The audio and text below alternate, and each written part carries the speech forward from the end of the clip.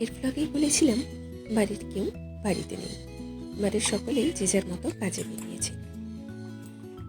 ছেলে তাতাইও বেরিয়েছে ওদের সঙ্গে, তাই বাড়িতে কেউ নেই আর রান্নার কোনো আয়োজন সেরকমভাবে করিনি।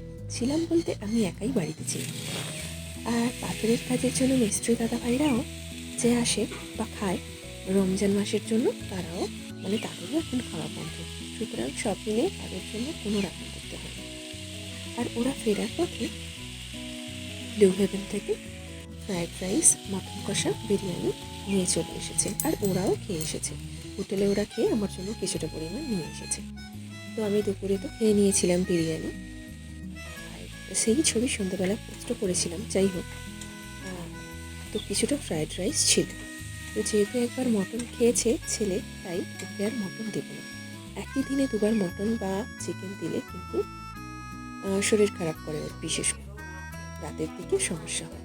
তাই ওই ফ্রায়েড রাইস যেটুকু ছিল সেটুকু একটু ওই দারুচিনি আর লবঙ্গ ছড়িয়ে হালকা করে গরম করে দিচ্ছি।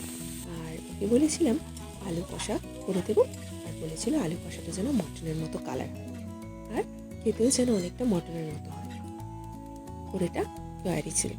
যাই হোক, ওকে ওই আলু কষাটা মোটামুটি কালার আনার জন্য টমেটো 3টে দিয়েছিলাম আর টেস্ট আনার জন্য রসুন একটু বেশি করে দিয়েছিলাম। দেখো তো এখন কালারটা মটনের মতো এসেছে কিনা কিছুটা। আলুগুলো একটু ডিপ ফ্রাই করলেই আর রসুনটা ভালো করে কষলেই কিন্তু মোটামুটি ওই কালারটা চলে আসবে। তো চেষ্টা করেছিলাম মাত্র। এরপর ভাবলাম যেহেতু একটু পাতটা ডেকোরেট করলে দেখতে ভালো লাগে, তাই ওকে একটু ওই গাজর, শসা, টমেটো রাউন্ড করে কেটে আর ওটা রাইসের চারপাশ দিয়ে রাউন্ড করে দিয়েছিলাম। আর একটু পেঁয়াজ ছিল, বড় পেঁয়াজ কাটিনি যদিও, ছোট পেঁয়াজকে কেটে একটু সাইডে ডেকোরেট করে দিয়েছিলাম। তো এই ছিল ওর সন্ধ্যের খাবার। আর আমাদের সকলের জন্য আলু কষাটা একটু বেশি করেই করে নিয়েছিলাম, আলুর দমটা। রাত্রিবেলা কলকাতা থেকে যখন ওর বাবাও ফিরল, তখন ওর জন্য পেস্ট্রি এনেছিল। আর এই পেস্ট্রির কথা ও 2 দিন আগেই বলেছিল যে ও পেস্ট্রি খাবে, কারণ যে কেকগুলো খাচ্ছে কেকগুলো আর খেতে ভালো লাগছে না, এবার পেস্ট্রি খেতে মন চাইছে।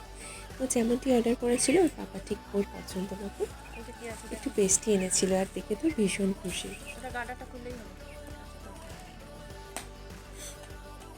তারপরে একটু সীতাভোগও নিয়ে চলে এসেছিল ওর জন্য।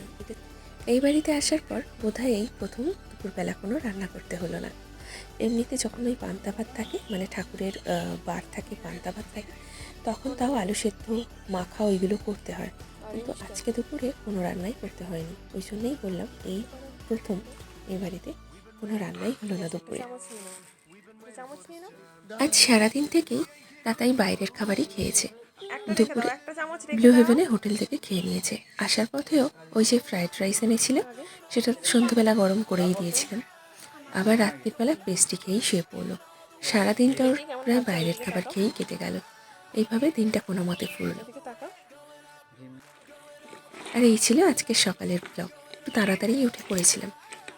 উঠে বাড়ির যে সমস্ত কাজকর্ম ছিল সেগুলো আগে কমপ্লিট করলাম। রগ ঝাড় দিয়ে বিছানা পরিষ্কার করে নিয়ে জামা কাপড়গুলো কেচে নিয়ে ছাদে শুকোতে দিতে গেলাম। আর এইসব করতে করতে তারপরে রক টক মুছে নিলাম, কারণ এরপর স্নান করে তো আবার পুজো করার পালা আছে, টিফিন বসানোর পালা আছে, এইগুলো। তো এইসব করতে করতে অনেকটাই সময় লেগে গেল। যাই হোক, আজকে চা খেতে অনেকটাই লেট হয়ে গেছে। যেহেতু পাথরের কাজ চলছে তাই সারা রকময় একটু সাদা সাদাই ভাব, এগুলো পরিষ্কার করতে অনেকটাই সময় লাগবে।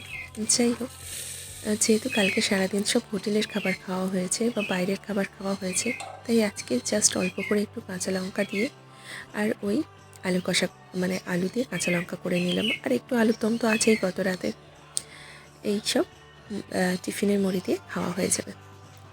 এইসব করতে করতে ব্রেকফাস্টে চাটা খেতে অনেকটা লেট হয়ে গেল। যাই হোক, বাড়ির সমস্ত কাজকর্ম করতে করতে চা খেতে অনেকটাই লেট হয়ে গেল। চলো তাহলে গল্প শেষ করি, চাটা খেয়ে নিই। আর আজকে এরপর চাটা খেয়ে ছেলেকে পড়াতে বসাতে হবে, কারণ ওদের স্কুলে উচ্চ মাধ্যমিকের পরীক্ষার সেন্টার পড়েছে বলে রেগুলার স্কুল হচ্ছে না।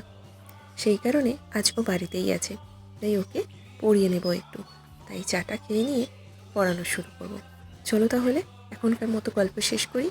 আবারও নতুন গল্প নিয়ে, নতুন ব্লগ নিয়ে, ভিডিও নিয়ে আবারও চলে আসবো তোমাদের কাছে। আজকের মতো ভিডিওটা শেষ করলাম। সকলের ভীষণ ভালো থেকো। আজকের মতো টাটা।